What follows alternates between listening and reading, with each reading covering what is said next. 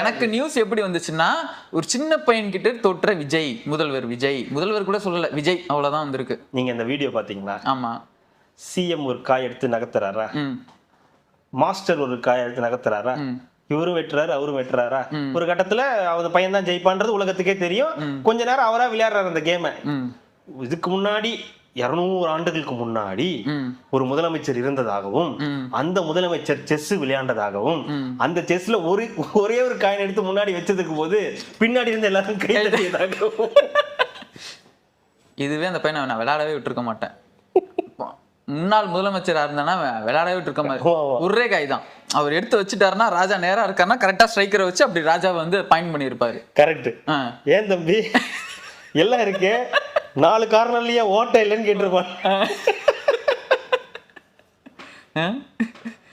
இல்ல எனக்கு இந்த நியூஸ் தான் வந்துச்சு. சின்ன பையனிடம் தோற்ற விஜய். பரவாயில்ல, தோத்துட்டு போறாரு, ஒன்னும் தப்பு கிடையாது. இன்னும் 5 லட்சமா 50 லட்சம் கொடுத்துருக்கீங்க. இன்னும் 50 லட்சம் தான் கொடுத்துருக்கீங்க. இதுக்கு முன்னாடி நாம 2 கோடி ரூபா கொடுத்துட்டு இருந்தோம், 50 லட்சம் தான் கொடுத்துருக்கீங்க. என்ன கதை?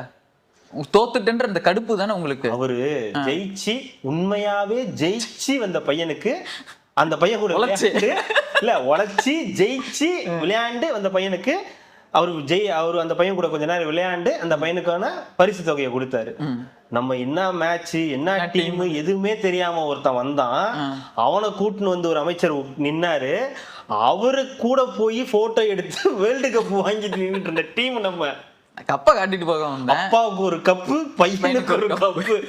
கேவலம் அந்த போனை எடுத்து யூடியூப்ல போயிட்டு இந்த மாதிரி இந்தியா வெர்சஸ் பாகிஸ்தான் மேட்ச் நடந்துச்சா, மாற்றுத்திறனாளிகள் மேட்ச் நடந்துச்சா, கப்பு கொடுத்தாங்களான்னு பார்த்திருந்தாலே அது சிம்பிளா தெரிஞ்சிருந்திருக்கும்.